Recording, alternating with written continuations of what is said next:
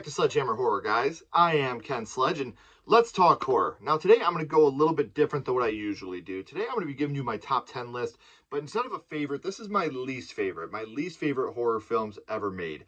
Now, that I've seen, obviously, for one, and for two, if you like some of these movies, it's all a matter of taste. I'm not trying to bash you, and I'm not trying to say that you're wrong for liking these movies. These are just my opinions, and you'll notice that 90% of these movies are sequels or part of a franchise, so that may be what brings them down a little bit. So let's start with number 10 on my list, which is American Werewolf in Paris.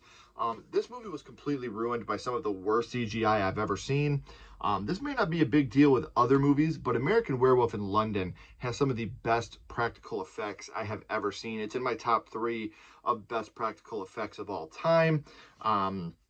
And the story itself is embarrassing. Like how they're using adrenaline to stop turning into wolves, and it really is just a disappointment coming off American Werewolf in London. This is more of a sequel than a remake. Some people have called this a remake, but this is Alex and David's daughter, so this is a sequel, just a very poorly done one. I don't like the plot. I don't like the adrenaline to stop from turning into a werewolf, and I really, really, really hate the CGI. So coming in number 10 is An American Werewolf in Paris. So coming in at number 9 is from a franchise that I hold very dear to my heart, but this movie is not very good, and that would be Jigsaw. There's way too much retcon done in this movie, and just way too much that doesn't make any sense to me. The characters are pretty boring. I don't like any of the traps in the movie, and it makes no sense to me that Logan has been there since the very beginning, helping John Kramer, but we're just now learning about him. Through everybody else that's been a part of John Kramer, whether it be Amanda or whether it be Dr. Gordon, we never knew about Logan until now. It just made no sense to me. So this was a movie that I felt was trying to capitalize on the Saw name. They did. The newest edition, Spiral, I thought was very good, but Jigsaw, to me, just nothing kept my attention in that movie. The very tiny little bit of John Kramer they had, he was always one of the saving graces in the movies that didn't have a lot of good moments in the Saw franchise. But coming in at number 9 for me has to be Jigsaw. So that brings us up to number 8, and this is another movie that's part of a franchise, a very large franchise that I am a very big fan of. This comes from the Conjuring universe, and it is The Nun. It's boring as hell. This movie was boring. The character and the story had been built up for so long, and as a fan, like I said, of the Conjuring universe, the idea of Valak having a standalone film was super exciting to me. I thought Valak's presence in The Conjuring 2 was super exciting, super strong, super powerful. And this movie just failed on so many levels. There was some great acting in it. There was some good performances. A lot of visuals were very nice. But everything from the plot to a lot of the effects was just lacking. And again, I think the big thing for me is this movie was built up so big. I was so excited to finally see the Nun and Valak getting a backstory. And it just was so disappointing to me, the direction that they went with this film. So coming in at number 8 is The Nun. So that brings us up to number 7, and anybody that knows me knows I'm a huge fan of horror anthologies. When done right, they can be some of my favorite movies, but when done wrong, they can be on my list of top 10 worst horror movies. And that brings us to this one, Tales from the Hood 2. The Gollywog story was absolutely ridiculous, and the Golly looked awful. All the Gollies popping out of her belly at the end of that story looked so bad. It was so awful compared to the first one. Especially the first Tales from the Hood set a bar, and this one didn't even come close to that bar. There was a lot of mediocre stories. They had the very, very distasteful Emmett Till recreation. And the wraparound in this one is just really bad. The robot, the death robot. But, back to the Emmett Till thing. One thing I love about Rusty Cundiff is his ability to make a movie and have a message as part of that movie, but he missed with this. He took something that really happened, an unfortunate thing that affected the civil rights movement in a positive way, but what happened to Emmett Till is not something that we should be using for entertainment, in my opinion. So that's one thing that I really disliked about this movie, but overall, it's just boring. There's nothing exciting or over the top like the first one had. There's not any likable characters like the first one had, and it's just very distasteful in my opinion. This is number 7, Tales from the Hood 2. Coming in at number 6 for me is a movie that is actually number 1 on a lot of people's list that I've talked to. That is Jaws: The Revenge. To me, Jaws should have been a standalone movie. There was no reason to ever make a part 2 or a part 3 or a part 4. And this one is just absolutely ridiculous. Bruce swims from Amityville all the way down to the Bahamas, and he's like haunting her, and he's got like that like sense with him. The special effects were awful in this movie. And don't get me wrong, I love practical effects. I love practical effects, but everything in this movie just looked like it was lacking so hard. And there's a part where the shark roars, like it literally, like, I don't know, man. Not a huge fan of this movie, but I am a huge fan of Jaws, and it's just one of the movies that I've always talked about that I felt like should not have had any sequels. It should have been a standalone film. It would have been the perfect standalone film. So coming in at number 6 is Jaws: The Revenge. So coming in at number 5, we talked about horror anthologies. Here's another one that failed to me, and that is Creepshow 3. It has the name Creepshow, but none of the heart that the other 2 Creepshows had. There's no comic aspects to this movie. It tries to connect each story, which the other Creepshows were just their own segments. Nothing was tried to connect. When you had the wraparound, it didn't try to connect anything like this one did, and this one just felt convoluted. There weren't any good segments. I mean, it was cool seeing the creep turn around at the end at the hot dog stand. I'll admit it, that was cool, but it just felt rushed. And we all know that Tales from the Dark Side should have been Creepshow 3. It had the love that Creepshow had. This just felt like a product they pushed out and put a certain name on it to get sales, and it failed miserably. Luckily, they've made up for it with the Creepshow TV show, which I am a fan of. But to me, Creepshow 3 lacked, and it's right in the middle. Number 5, Creepshow 3. So that brings us up to number 4. And number 4 for me is the worst film in a bad franchise. That would be Wrong Turn 6, Last Resort. I was a big fan of Wrong Turn 1 and 2, and I did like the newest reboot that they did, but everything in the middle to me is bad, and this is as bad as it gets right here. It looks very made for TV. Sawtooth and his makeup, that looks really bad. It doesn't look anything like Sawtooth. And the incest, rapey, sex stuff is way over the top for me. Even with gore porn, there's always some type of entertainment to it.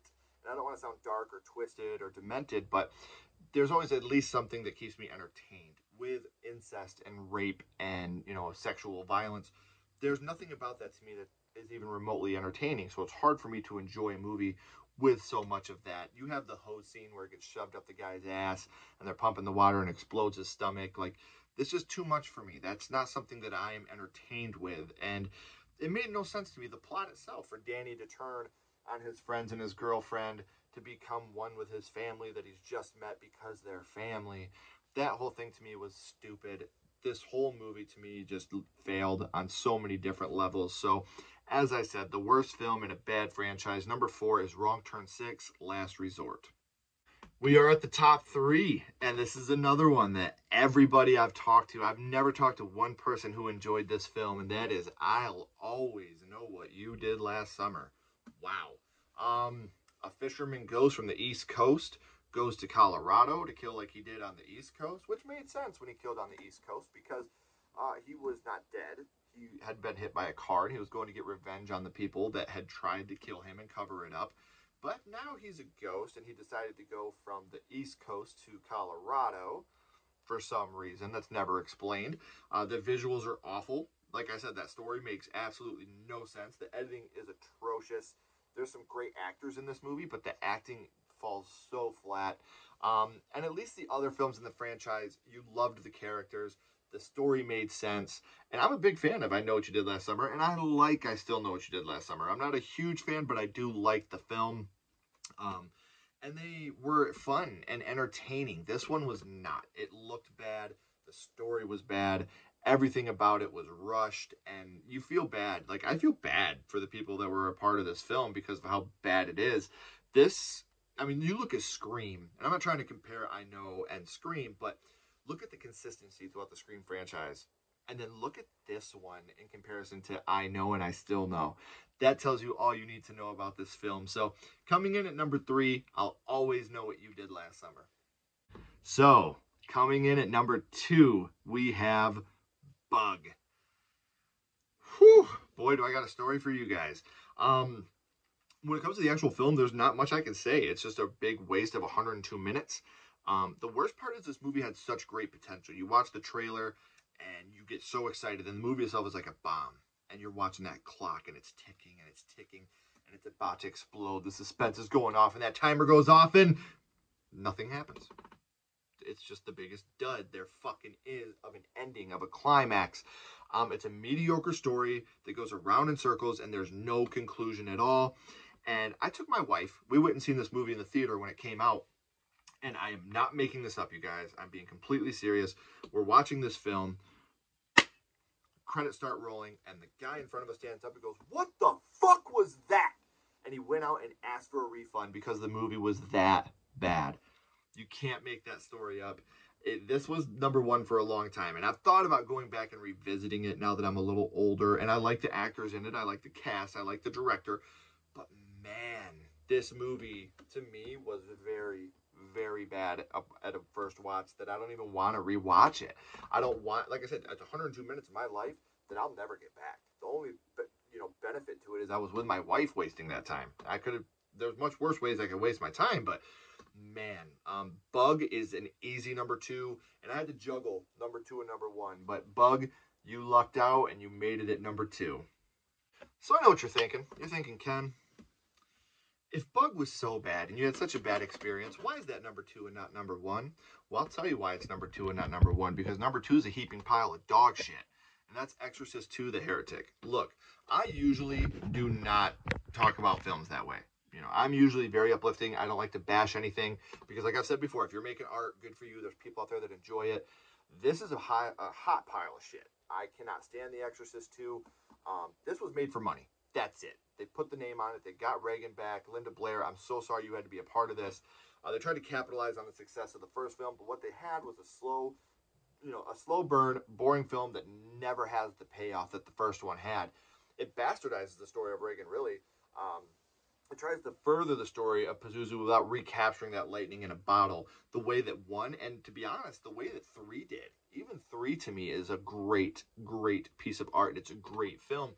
But The Exorcist 2, there's just so much about this movie that I dislike. And it's not just because The Exorcist is such a great movie, because The Exorcist, I think, in my opinion, is the scariest horror film of all time. Is it my favorite? No, it's not. But I think it's the scariest film that's ever been made. The Exorcist 2 is just so bad, and not even in comparison to 1, just as a film. My wife and I tried to rewatch it I did an Exorcist franchise ranking. My wife fell asleep. Like, how do you fall asleep during an Exorcist movie? That's how bad and slow and boring this movie is. The effects are bad, and you can tell Linda Blair's heart is not in this film. She does not give any type of great performance that she's known for, that she could possibly give. And you feel for the people that are a part of this film because they wanted to do something great. Luckily, The Exorcist 3 came along, and I consider that the true sequel to The Exorcist. This is just terrible. Terrible. So, thank you guys so much for watching. If you haven't already, please hit that subscribe button. It really means a lot to me. Leave me some comments. Let me know what horror films you dislike. What are the films that you think should be on the list? What would be on your list? Are there films that I had on my list that you really enjoy? Tell me why, because I'd like to know why I'm wrong. Trust me, my wife tells me all the time, so I'd love to hear from you guys. Why am I right? Why am I wrong? Thank you so much for watching. It truly, truly means a lot to me. As always, guys, keep talking horror, stay what you are, and we'll see you guys soon.